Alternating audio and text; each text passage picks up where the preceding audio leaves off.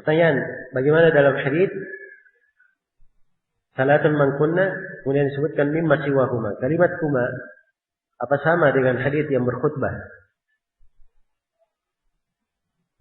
Oh, terbalik saya baca ya pertanyaannya. Ya, jadi si penanya menyebut bahwa ada hadis seorang berkhutbah. Iya. Dia berkata, "May yuti'illahu wa rasulahu faqad rasyad, wa may ya'sihima faqad ghawa." Siapa yang taat kepada Allah dan Rasulnya, dia telah mendapat petunjuk. Dan siapa yang bermaksiat kepada keduanya, dia telah menyimpang. Maka Nabi menegur khatib tersebut. Kata beliau, "Bi'sa khatibul qaumi anta." Sejelek-jelek khatib suatu kaum adalah kamu. Ya, jadi digabungkan dua kuma. Sedangkan di dalam hadis dikatakan mimma siwahuma. Yang pertama yang mendapatkan lezatnya keimanan, ayakun Allah wa rasuluhu ahabba ilaihi mimma siwahuma. Allah dan Rasulnya lebih dia cintai daripada selain keduanya. Apa tidak bertentangan? Jawabannya tidak. Sebab hadis orang yang dikhutbah itu ditegur, dia menggabungkan antara domir tersebut bukan di posisi yang tepat. Iya. Di mana di posisi khutbah itu harusnya dirinci, dibahas dengan hal yang terang. Ya, berbeda dengan hadis yang kita baca sekarang ini. Itu salah satu jawabannya, dan ada jawaban-jawaban yang lain di kalangan para ulama dalam mengkompromikan antara dua hadis. Mohon tips-tipsnya supaya istiqamah, merasakan manisnya keimanan. Ini perlu kita semua ya kepada kiat-kiat yang menyebabkan kita itu istiqamah di atas jalan Allah. Iya. Dan memang pokoknya adalah keimanan kalau ingin istiqamah. Ini itu dalam hadis Sufyan bin Abdullah Al-Thaqafi. Rasulullah sallallahu alaihi wasallam atau Sufyan bin Abdullah berkata kepada Rasulullah, "Ya Rasulullah, qul li fil Islam qawlan la as'alu anhu ahadan ghairaka." Wahai Rasulullah, ucapkanlah kepada aku satu kalimat, suatu ucapan yang dengan ucapan itu saya tidak tanyakan lagi kepada selainmu. Ya, ini pertanyaan luar biasa kan? Dia minta sebuah nasihat yang sudah cukup. Kalau sudah dapat nasihat itu tidak perlu lagi dia tanya kepada selain lagi. Nabi menjawabnya dengan kalimat ringkas. Dan ini menunjukkan mukjizat beliau yang Allah berikan kepada beliau, mampu mengumpulkan berbagai kandungan pelajaran dalam kalimat yang ringkas. Beliau hanya berkata 4 kata. Qul, katakan, amantu billah, saya beriman kepada Allah, tsumma istaqim, kemudian istiqamalah kamu. Sebab keimanan pokok yang paling besar. Ya, ini kalau kita jabarkan, maka hal yang menyebabkan seorang itu istiqamah banyak perkara. Pertama keimanan. Yang kedua mengikuti Al-Quran dan As-Sunnah. Kemudian yang ketiga menjalankan perintah dan meninggalkan larangan. Kemudian yang keempat dia menuntut ilmu agama. Kemudian yang kelima dia beramal dengan ilmu. Kemudian yang keenam dia cinta dengan orang-orang yang beriman. Ya, menjaga duduknya dan pergaulannya bersama orang-orang yang beriman. Sebab kalau dia bergaulnya dengan orang-orang yang bisa mengarahkannya ke maksiatan, penyimpangan, maka ini tidak membuat dia istiqamah. Nah, hendaknya mencari teman duduk yang baik, yang mengarahkannya kepada kebaikan. Dan saya menasihati para penuntut ilmu untuk supaya lebih banyak bersabar di masa ini. Ya. Kadang banyak dari orang-orang yang baru belajar punya semangat yang berlebihan, ada pemahaman-pemahaman yang keliru kadang. Dibangun di atas hal tersebut, dia bikin keributan dengan kawan-kawannya. Dengan membicarakan hal yang tidak benar, menggibah, mentahdir, dan semisal dengannya. Maka seorang perlu banyak bersabar di masa ini, ya, dan banyak cuek pada hal-hal yang tidak penting baginya. Sebab banyak dari perkara tersebut, seorang itu tidak ada manfaatnya, dia memikirkannya. Ya.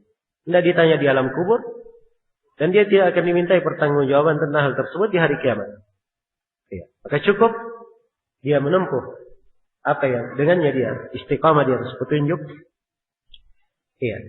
Semoga Allah Subhanahu wa taala menganugerahkan kepada kita semua kelurusan jalan dan keistiqomahan di atas jalan yang lurus tersebut.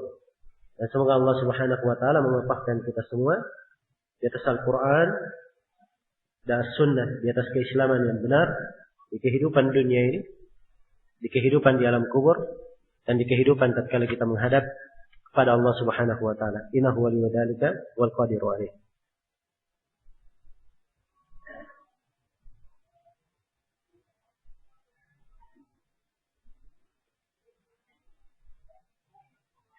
Apa hukum cinta kepada tokoh-tokoh, orang-orang kafir atau artis-artis kafir? Ini bentuk dari kecintaan yang terlarang, ya. Tidak diperbolehkan. Nah, ini bentuk kecondongan kepada orang kafir. Ini maksiat. Hal yang seperti ini tidak boleh seorang muslim melakukannya. Orang yang berpacaran dengan pasangannya, apakah ini masuk di dalam cinta mana? Itu masuk di dalam syahwat. Ya. Kalau dia mengatakan cinta, bohong itu. Tidak ada cinta. Sebelum akad nikah itu, kalau ada cinta, itu namanya syahwat. Iya. Kecintaan yang benar itu setelah dia nikah. Ya, adapun pacaran, dia sudah bermaksiat kepada Allah dan Rasulnya. Kemudian dari keduanya, sudah melanggar kehormatannya masing-masing. Iya. Dan menzalimi orang lain. Coba dia pikir misalnya perempuan yang dia pacari, kalau setelah itu dia tidak nikahi, ya, akan menjadi bekas bagi orang lain. Dan ini menzalimi orang lain, ya, dan menzalimi orang tersebut. Nah, akan tetapi yang menjadi masalah sekarang ini memperturutkan syahwat dan ikut-ikutan kepada orang-orang kafir, ikut-ikutan kepada orang-orang kafir. Iya. Nah, ini menjadikan banyaknya terjadi kemaksiatan di masa ini. Dulu manusia itu di atas kebaikan. Perempuan dia tidak kenal kecuali suami-suaminya dan keluarganya saja.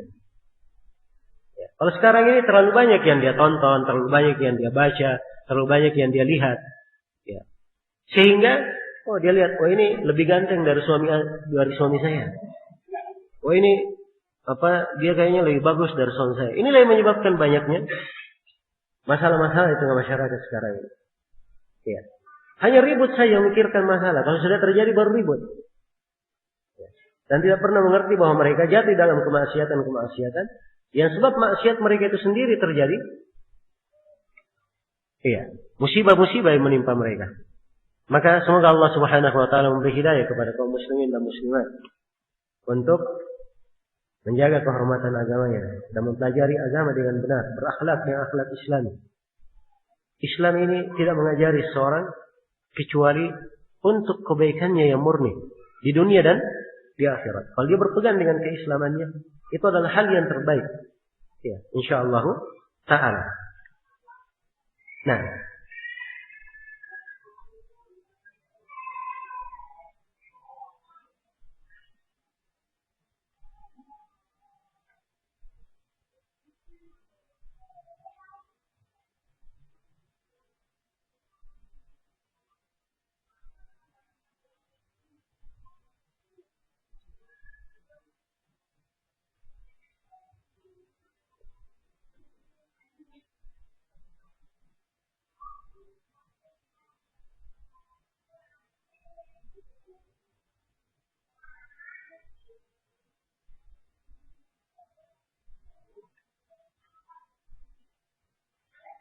ini ada pertanyaan-pertanyaan menanyakan hal-hal yang sudah dijelaskan. Ya, jadi saya nasihati kalau misalnya ada perkara yang perlu, sebab saya sudah menyimpulkan beberapa kali. Ya, kalau misalnya ada hal yang samar bisa diulangi kembali. Ada rekaman insyaallah. Ya, seorang bisa mengulangi pelajaran kembali. Dan itulah saya katakan perlunya tauhid itu selalu diulangi. Ya, sebab beda orang yang membaca hadir sekarang. Setelah itu dia ulangi lagi. Diulangi kali yang pertama beda dengan mengulangi di kali yang kedua. Lebih banyak manfaatnya. Ya. Jangankan pelajaran berkaitan dengan masalah tauhid. Di dalam ilmu-ilmu yang sifatnya ilmu alat. Kadang seorang mendapatkan faedah dengan banyak mengulangi. Seperti ucapan Imam Al-Muzani rahimahullah. Kata beliau, saya membaca kitab Ar-Risalah karya Asy-Syafi'i 500 kali. Iya. 500 kali beliau baca. Kita jangankan sekali. Ya, setengah kali saja tidak.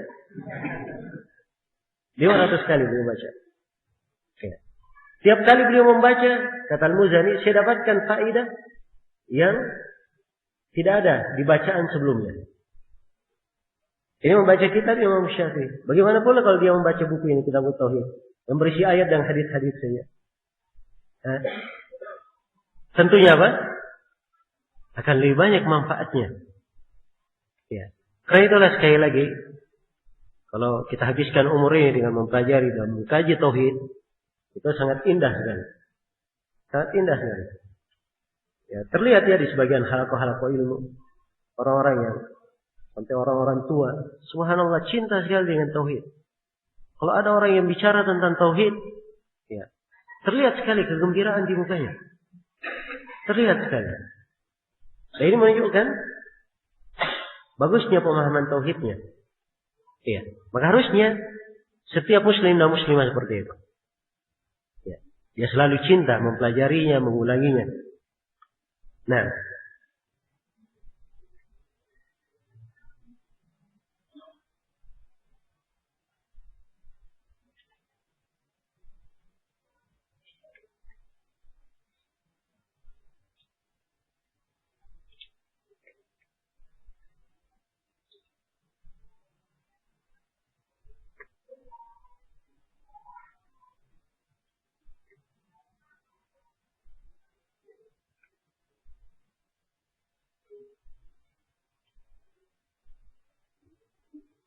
ini ada pertanyaan panjangnya tentang sebagian orang yang menulis buku yang filenya disebut di sini karya Habib Mundir Al-Musawwa. Ya. Yang terdapat di dalamnya pernyataan-pernyataan seperti menukil hadis, sungguh demi Allah, aku tidak takut syirik menimpa umatku. Ini dusta ya atas nama Rasulullah. Sebab Nabi tidak berucap hadis seperti itu. Hadisnya di Bukhari dan Muslim, lafadznya mal faqru akhsha alaikum. Bukanlah kefakiran yang aku khawatirkan atas kalian. Bukan seperti yang dikatakan oleh si Habib ini. Bukan kesyirikan yang aku khawatirkan pada kalian. Ini saya singgung kemarin ya, saya sudah terangkan bahwa di masa ini ada orang-orang ya, yang mengatakan tidak ada lagi kesyirikan di tengah umat. Untuk apa? Membela kemaslahatannya. Ya. Sebab yang dilakukan oleh manusia sekarang ini kepadanya adalah bentuk dari kesyirikan. Meminta tabarruk, minta air, minta disembuhkan, minta dapat berkah, minta ini, minta itu. Ya. Nah, jadi kalau diterangkan seluruh hal itu adalah kesyirikan, maka akan hilang kepentingan dunianya. Iya. Maka secara umum saya menasihatkan kepada setiap muslim dan muslimah untuk lebih banyak lagi mempelajari tauhid. Dan kerusakan-kerusakan yang seperti ini sangat banyak sekali. Kalau kita mau baca semuanya, mau mengikutinya, itu tidak akan habis. Ya. Dan seorang itu dituntut untuk memperkuat akidahnya. Dia mengenal hal-hal yang rusak, itu setelah dia mengenal akidah yang lurus. Ya. Sebab bagaimana dia tahu sesuatu itu rusak adalah rusak? Ya. Kecuali setelah apa? Mengenal akidah yang lurus, dia bisa punya pembeda, bisa membedakan. Tapi kalau dia tidak punya pembeda, bagaimana bisa dia bedakan antara yang hak dan yang batil?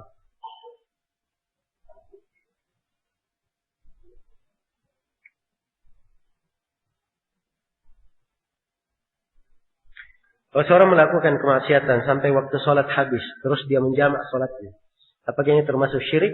Nah, ini orang bermaksiat namanya. Orang yang jatuh di dalam maksiat. Iya, kalau dia jamak, dia keluar waktu duhur tanpa udur, dia jamak di waktu asar, maka dia bermaksiat. Tapi masih syah sholatnya.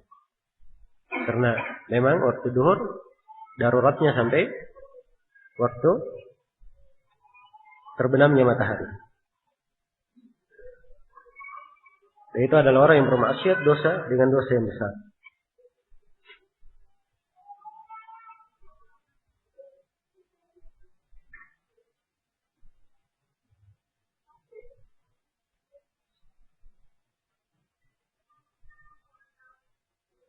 Apakah termasuk syarat ikhlas dalam bertauhid?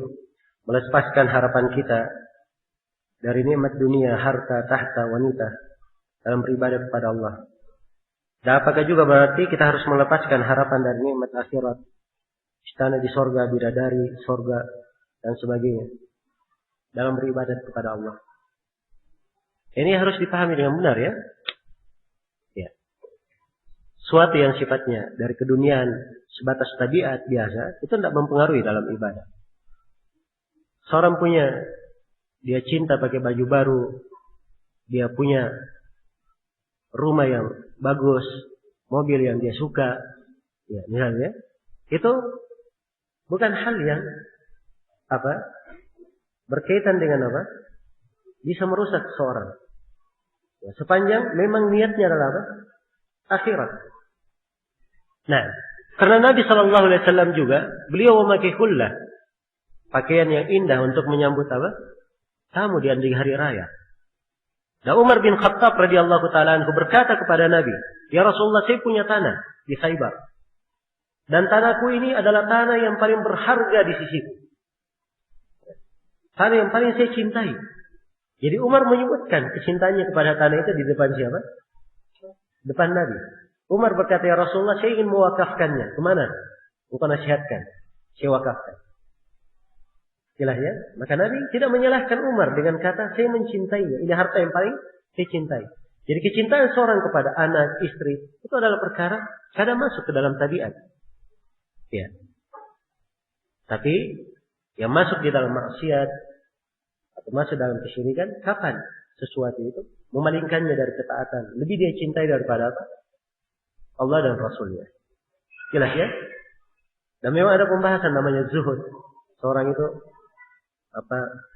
merasa cukup dengan apa yang Allah beri, sedikit dari kehidupan dunia dan seterusnya. Ini pembahasan jenjang-jenjang lain. Ya, karena itu dalam memanai hal ini, seorang harus punya pemahaman yang lengkap. Ya, di dalam mendalami cabang-cabang syariat. Demikian pula di dalam beribadah. Bukan artinya seorang itu beribadah, dia tidak ingin mendapatkan balasan.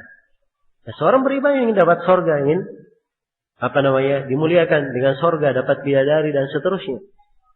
Ya kan? Ya, itu bentuk dari ibadah. Karena itu kaidah umumnya dalam ibadah ada ibadah dengan rasa harapan dan rasa takut.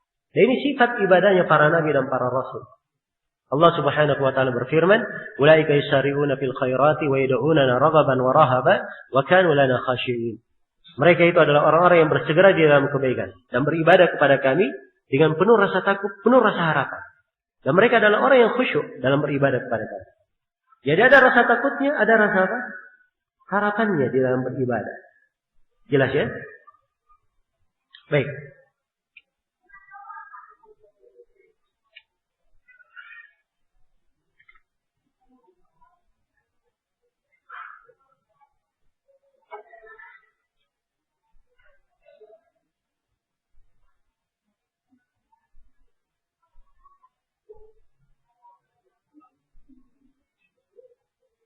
Bolehkah kita bertanya tentang di mana Allah berada? Jawabannya boleh. Sebab Nabi menanyakan hal tersebut dalam hadis riwayat Bukhari, dalam hadis riwayat Muslim.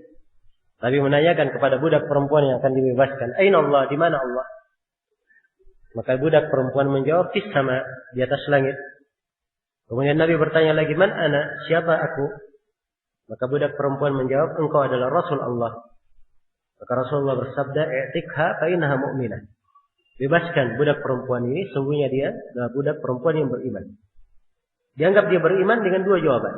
Mengakui Allah di atas langit dan mengakui bahwa Nabi Muhammad adalah Rasul Allah. Bagaimana sebaiknya kita bersikap ketika berdoa? Seorang itu ketika dia berdoa disebutkan etikanya dalam Al-Quran. Iya. Wadkur rabbaka fi nafsika tadarruan wa khifah wa duna al-jahri minal qaul.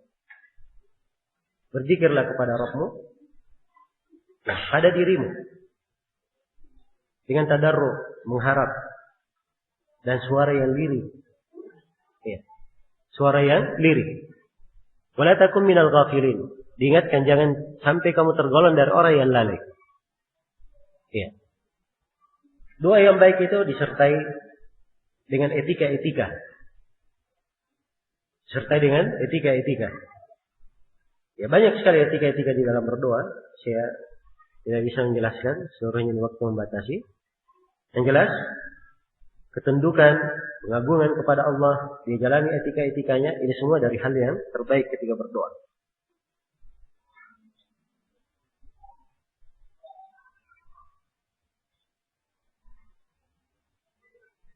Kadang-kadang saya sulit untuk tidak menghadiri acara bidah. Dalam keadaan terpaksa saya hadir dengan keadaan hati yang tersiksa. Bagaimana sikap saya? Ya. Ini kadang memang dihadapkan pada sebagian orang di masa ini ya. Di kondisi masyarakatnya dan seterusnya. Ya. Dan memang dia hendaknya mengingat sisi dia menjaga beberapa hal dalam hal ini. Yang pertama, keteguhan berpegang terhadap Al-Quran dan As-Sunnah. Istiqamah di atas akidah yang lurus. Kemudian dia juga perlu memperhatikan pada hal-hal yang sifatnya dipertimbangkan antara maslahat dan mafsadatnya. Ya, dan kalau sesuatu dia tinggalkan, suatu hal yang sifatnya ada mafsadat, tapi kalau dia tinggalkan akan lahir kemungkaran yang lebih besar. Ya, tentunya dimaklumi ya bahwa seseorang itu kalau dihadapkan pada dua kemungkaran, dia boleh memilih pada yang paling ringannya. Dia memilih kepada yang paling ringannya. Ya, dan ini semuanya adalah hal yang perlu seorang fikih di dalam agama. Tapi jangan dia bergampangan. Semampu mungkin dia menghindarkan diri, maka itu yang harusnya dia lakukan.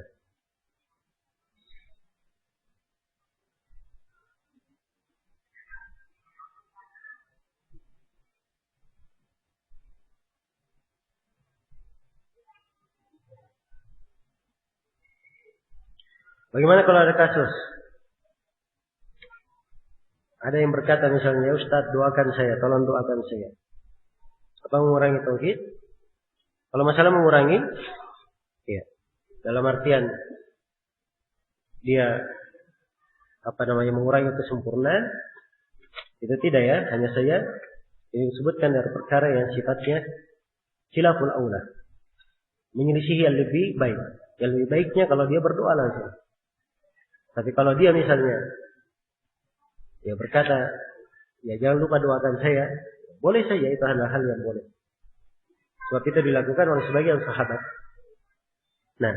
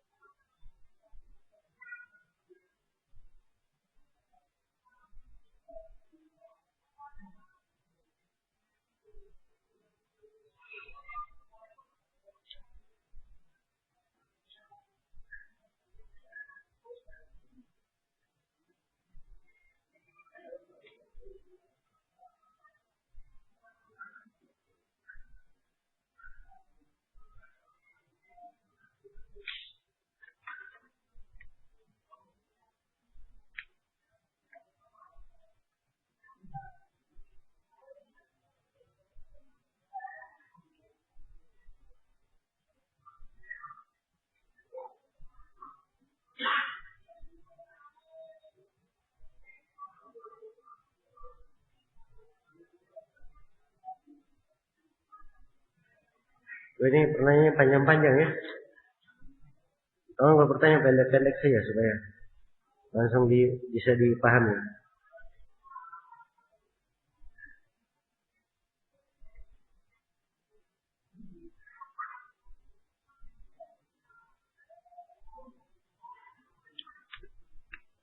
Ini ada yang bertanya, apakah Allah berbicara dengan suara atau bagaimana? Itu dari keyakinan ya dalam masalah sifat kalam, bahwa Allah itu berbicara, berfirman dengan suara, dan firman Allah itu terdiri dari huruf-huruf. Itu adalah keyakinan yang disepakati oleh para ulama, tidak ada silang pendapat. Iya. Yang menyelisih hal tersebut hanyalah ahlul bidah dari kalangan Jahmiyah, Mu'tazilah dan Asy'ariyah.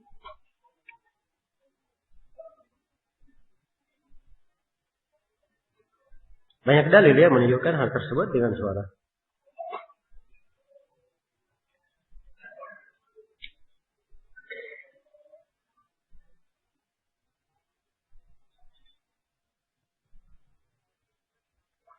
Apakah bid'ah termasuk bentuk kesyirikan? Bid'ah dua macam. Ada yang terhitung di dalam kesyirikan, dan ada yang tidak terhitung di dalam kesyirikan. Jadi ukuran syirik itu kita sudah terangkan ya, terdapat taswiyah, penyetaraan antara selain Allah dengan Allah. Kalau terdapat hal ini dalam sebuah bid'ah, itu disebut apa? Syirik juga.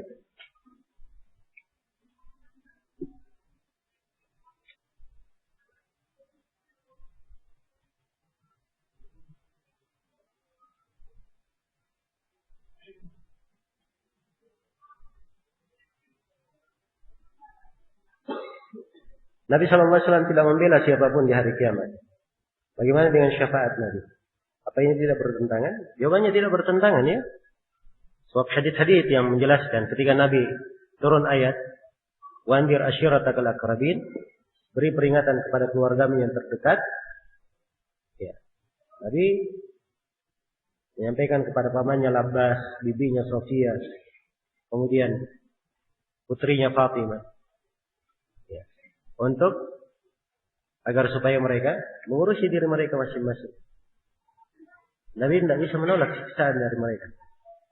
Jelas ya? Tapi syafaat adalah hal yang berlaku dan itu tidak bertentangan. Di urusan dunia mereka sendiri yang menentukan kebaikannya. Ya, dan di akhirat dia bertanggung jawab kepada Allah. Hanya saja kalau dia dari ahli tauhid, ya, berhak mendapat apa? Syafaat Nabi Shallallahu Alaihi Wasallam. Ya, dan itu tidak bertentangan.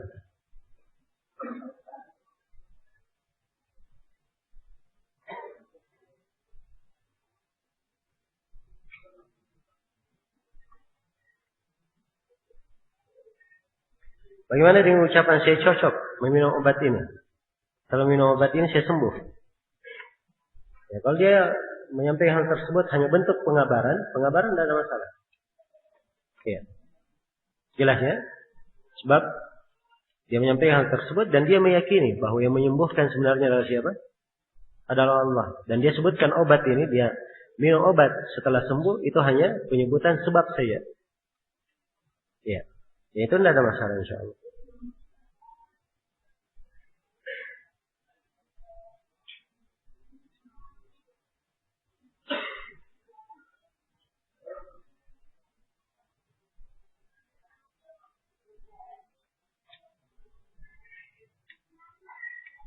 Bagaimana sholat di masjid yang di dalamnya ditanam kepala sembelihan untuk menolak bala?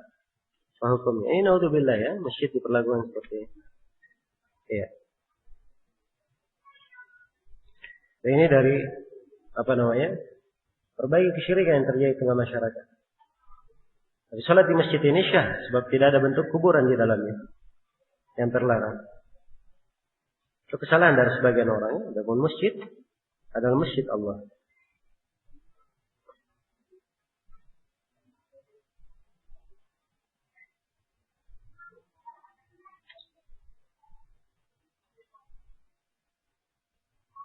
Mana lebih baik setelah sholat? Pindah tempat atau tetap di tempat? Tapi malah diajak bersalam-salaman. Ya. Kalau dia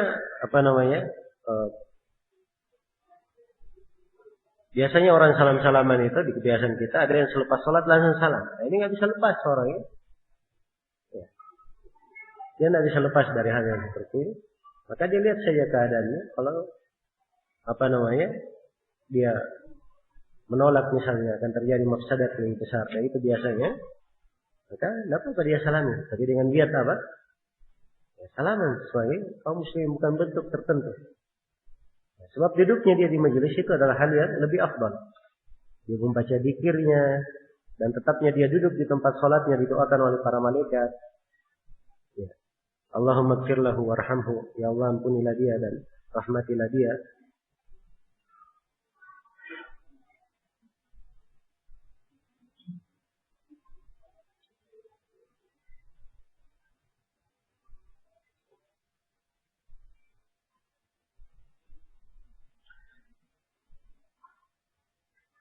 Apakah mencintai suatu kemaksiatan termasuk kesyirikan? Ini saya sudah terangkan ya tadi bahwa mahabbah itu dua macam. Ada yang kesyirikan, dia sebut ibadah, dan ada yang tidak berkaitan dengan hal tersebut. Seorang yang melakukan maksiat, dia jatuh, dia memperturutkan syahwatnya, itu orang yang berdosa. Tapi tidak setiap orang yang berturutkan syahwatnya dikatakan dia berbuat kesyirikan. Tidak. Jadi dikatakan berdosa. Jelas ya? Jadi ada beberapa lafaz mungkin perlu diingat. Ada kesyirikan, ada kekufuran, ada kefasikan, ada kemaksiatan. Itu lafaz-lafaz ya. Ada hukum-hukum di belakangnya. Baik, cukup dulu sampai sini ya. Ini sudah lewat waktunya. Insyaallah taala kita sambung pada pertemuan yang akan datang. Subhanakallahumma wa bihamdik asyhadu an la ilaha illa anta astaghfiruka wa atubu ilaik. Walhamdulillahirabbil alamin. Wassalamualaikum warahmatullahi wabarakatuh.